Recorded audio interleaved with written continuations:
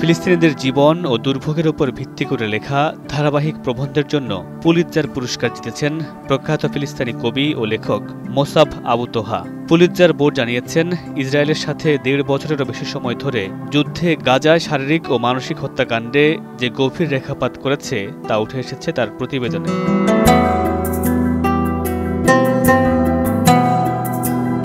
৩২ বছর বয়সী আবু তোহা ২০২৩ সালে উত্তর গাজার বেইত লাহিয়ায় তার বাড়ি থেকে স্ত্রী ও সন্তানদের নিয়ে পালানোর চেষ্টা করার সময় একটি চেকপয়েন্টে ইসরায়েলি বাহিনীর কাছে আটকা পড়ে। আটক অবস্থায় তাকে তার পরিবার থেকে বিচ্ছিন্ন করে অত্যাচার করা হয়। এরপর তিনি পাড়ি দেন যুক্তরাষ্ট্রে। সেখানে তিনি লিখেছেন কিভাবে গাজায় যুদ্ধের আগে প্রতিদিনের খাবার সংগ্রহ করতে তার পরিবারকে কী ধরনের সংগ্রামের ভেতর দিয়ে যেতে হয়েছে। সেই সঙ্গে লিখেছেন অন্যান্য ফিলিস্তিনিরা তাদের মাতৃভূমির বাইরে প্রতিনিয়ত কিভাবে অপমানের মুখোমুখি হয়।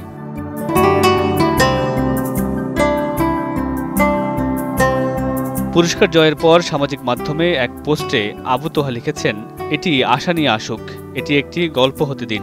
এছাড়া এই বছর শিল্পকলায় পার্সিভাল এভারেট তার উপন্যাস জেমসের জন্য পুলিৎজার পুরস্কার পেয়েছেন।